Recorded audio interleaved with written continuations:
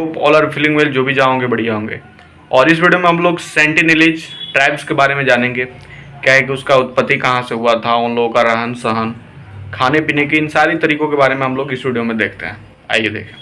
Sentinelese जिन्हें सेंटनी और north सेनिटल Islanders के नाम से भी जाना जाता है।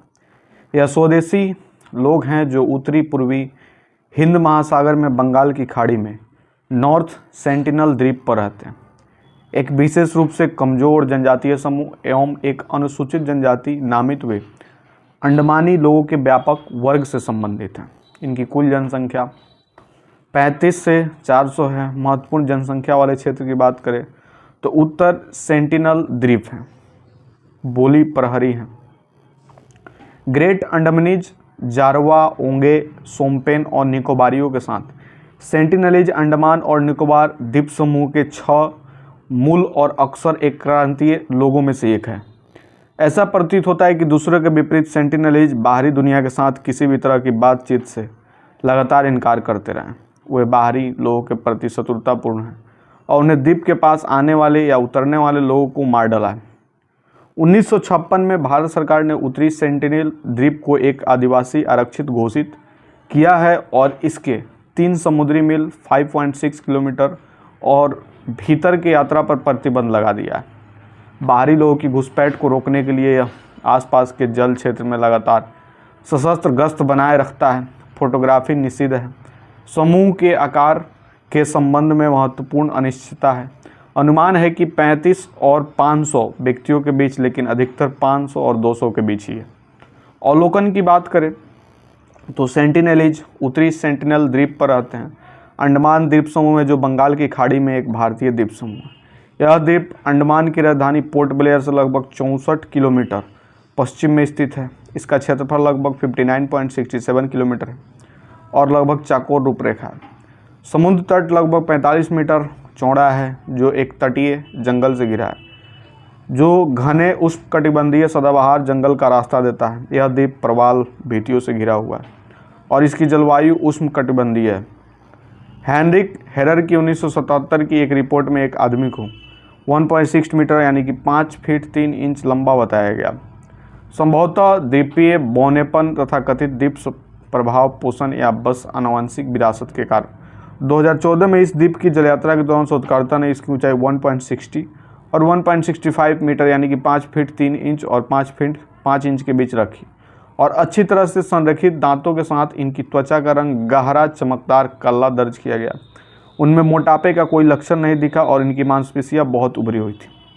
जनसंख्या की बात करें तो कोई कठोर जनगणना नहीं की गई और विभिन्न अनुमानों के अनुसार जनसंख्या 15 से कम या 500 तक अधिक है। अधिकांश अनुमान 50 और 200 के बीच है।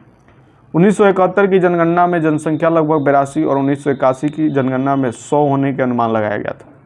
1986 के एक अभियान में उच्चतम संख्या 98 दर्ज की गई। 2001 में भारत की जनगणना में आधिकारिक तौर पर 21 पुरुषों और 18 महिलाओं को दर्ज किया गया था। यह सर्वेक्षण दूर से किया गया था और हो सकता है कि यह सटीक ना हो। 2004 सुनामी के बाद के अभियानों में 2004 और 2005 में क्रमशः 32 और 13 व्यक्तियों की गिनती दर्ज की गई। भारत की 2011 की जनगणना में 12 पुरुष और 3 महिलाएं दर्ज की गई। 2014 की जल यात्रा के दौरान शोधकर्ता ने 6 महिलाओं 7 पुरुषों सभी की उम्र 40 वर्ष से कम और 4 से कम उम्र के 3 बच्चों को दर्ज किया। कमजोर जनजाति समूहों पर जारी एक पुस्तिका में अनुमान लगाया गया है कि जनसंख्या 100 से 150 के बीच है। सेंटिनेलीज शिकारी संग्रहकर्ता है। वह स्थलीय वन्य जीवों का शिकार करने के लिए धनुष और तीर के साथ भाले का उपयोग करते हैं और मिट्टी के केकड़े और मोलस्केन गोले जैसे स्थानीय समुद्री भोजन को पकड़ने के लिए अधिक प्राथमिक तरीकों का उपयोग करते हैं।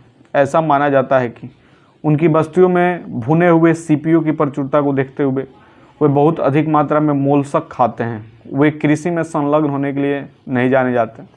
दोनों लिंगों के लोग छाल के तार पहनते हैं। पुरुष अपनी कमर की पट्टियों में खंजर छिपा लेते हैं। वे हार और हैंडबैग जैसे कुछ आभूषण भी पहनते हैं, लेकिन मूलतः नग्न होते हैं।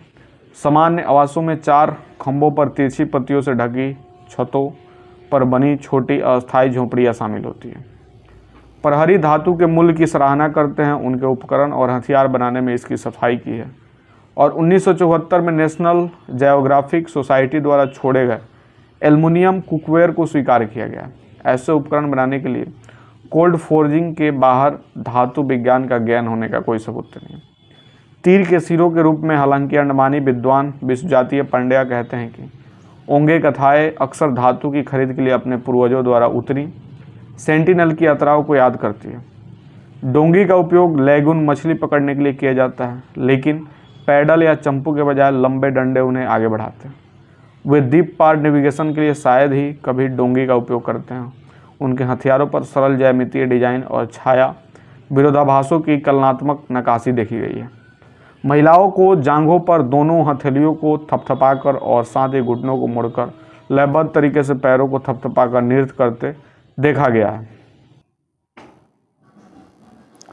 अन्य लोगों के साथ समानताएं और असमानताएं नोट की गई है। वे अपना खाना भी इस तरह बनाते हैं। वे शरीर की सजावट और भौतिक संस्कृति में समान लक्षण साझा करते हैं। उनकी डोंगियों के डिजाइन में भी समानताएं हैं। सभी अडमानी जनजातियों से में केवल सेंटिनलीज और ओंडो को डोंगी बनाते हैं।